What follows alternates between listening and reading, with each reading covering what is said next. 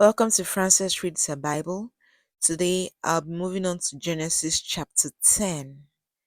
And Genesis chapter 10 is about the descendants of Noah via his sons Shem, Ham, and Japheth, and also the descendants of Shem, Ham, and Japheth. Remember in Genesis chapter 9, he Noah cursed his youngest son Ham because Ham came into his father's tent and saw Noah was naked and he didn't know what to do. And he went out and told his brothers that their father was naked. And Shem and Japheth went in and covered their father. They walked him backwards and covered their father. And Noah discovered that Ham saw him, Ham saw him naked, and he cursed Ham for it. Yeah. So verse 2 talks about the sons of Japheth. And his sons, he had 7 sons. His sons were Gomer, Magog, Madai, Javan, Tubal, Meshech, and Tiras. I'm sorry if I'm bastardizing the names. And these 7 sons were the ancestors of the people who bore their names. Then he talks about descendants of Gomer, who were the people of Ashkenaz, Riphath, and Togarmah. The Ashkenaz is a part of um Ashkenaz today is Germany and some parts of France. And we also have Ashkenazi Jews. So these Jews are from Germany, I suppose, coming from the name Ashkenazi. Ashkenaz. Okay. Then you have Riphath and Togarmah. Then you now have descendants of Javan, and these were Elisha, Spain, Cyprus, and Rhodes. Oh, Rhodes Islands, Cyprus, and Spain. These are waterbound areas. Like Bible even says in verse 5, these were the ancestors of the people who live along the coasts and on the islands. Then these are all the descendants of Japheth. This is where the descendants of Japheth ended. Very interesting. Mainly parts of Europe. Hmm. Then we have the sons of Ham. Ham was the one who was cursed by his father Noah. We have Cush, Egypt, Libya, and Canaan. Noah cursed Canaan. He said, "Cause Canaan be cursed." And I believe Canaan is the son of Ham, or maybe Ham bore the name Canaan. Who knows? Maybe as a nickname, I named his son after that. Who knows? But I don't understand why Noah would skip the father who did something to annoy him and curse the father's, as in the son, his grandson, instead of his son. So Cush is, according to research, like I said earlier, is in parts of Sudan and Ethiopia. There are some news that is here, is there. It's the yeah. It's anyway. It's in Africa. So Cush is in Africa. So is Egypt, Africa, Libya, Africa. Canaan today is in Israel, Gaza, parts of Libya, Lebanon, and Syria. And these places have been fighting for years. So it looks like the curse from Noah to Canaan is still effective in these areas of the world today, because he cursed Canaan, and these 8 regions are part of Canaan, are what made up Canaan. Then these are still the descendants of Ham.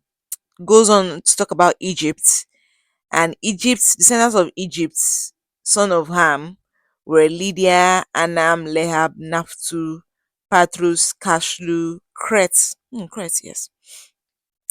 From whom the Philistines are descended. And then Canaan's sons, Sidon, the oldest one, Heth, were the ancestors, and Heth were the ancestors of people who bear their names. Then Canaan was also the ancestor of the Jebusites, the Amorites, the Girgashites, the Hivites, the Arkites, Sinites. Well, Canaan had a lot of descendants. to think he was cursed. He had more descendants than all of Noah's sons and Combined. And grandsons then combined. different is um 19 now talks about how the Canaanites borders reached from Sidon out southward to see Gera near Gaza, eastward to Sodom, Gomorrah, Adma. And this Sodom and Gomorrah was destroyed, remember? Adma, Zeboim, near Lasha. He had a lot of descendants. A lot of descendants. I had to go back to verse 8 because it's very important. Cush had a son named Nimrod who became the world's first great conqueror. Imagine someone like Napoleon, yes, and all that. By the Lord's help, he was a great hunter. Nimrod wasn't great by himself. God helped him be a great hunter. And it was why many people said then, according to verse 9, may the Lord make you as great a hunter as Nimrod. And Nimrod was great because his kingdom included Babylon, Erech, and Akkad. All three. Babylon is present day Iraq or Iraq, and then Babylonia is present day Iraq and parts of Iran and Syria. Very interesting. Like it's like the curse followed through, and even though Nimrod was great and Babylon was great because Babylon existed for many years, today there's conflicts all over these regions that belong to um King Ham's descendants. Then Shem was the older brother of Japheth. Remember, I said Ham was their youngest. So Shem was the first, and he was the ancestor of the Hebrews. The Hebrews, yes, the Hebrews of the Bible, of today's Jews. Okay, not today's Jews, I'm not sure, but the Jewish race, yes, was Shem. And Shem's sons were Elam, Ashur, Apakshad, Lud, and Aram. And they all had descendants too.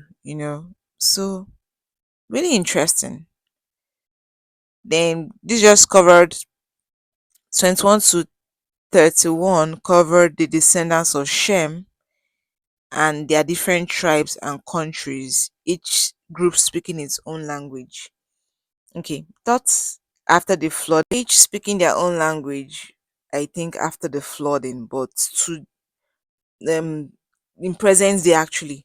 But after the flood, I believed people on earth spoke one language. Everybody spoke the same language, because we're going to see what's going to happen in the next chapter tomorrow. Remember the tower, yes, of Babel. We're getting there to next chapter tomorrow. And so these are all the descendants of Noah, nation by nation, according to their different lines of descent. After the flood, all the nations of the earth were descended from the sons of Noah, according to the Bible in Genesis chapter 10. But like I said, there's a part there. I know there are many books that didn't make it into the Bible, but there's a part I don't. Before the flooding in Genesis chapter 6, there were giants on earth because the sons of God or angels slept with females, humans, women, and they gave birth to giants. And the flooding should have disposed of them.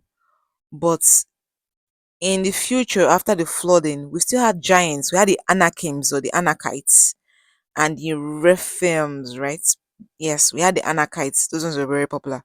They were all over the land of Canaan. That's what made the children of Israel scared when they came out of Egypt to get into the land of Canaan. Well, we'll discuss those things further. So you can find this on YouTube. It can help you, I hope. And as always, this is Frances Reads the Bible. I'll see you tomorrow. God bless you and goodbye.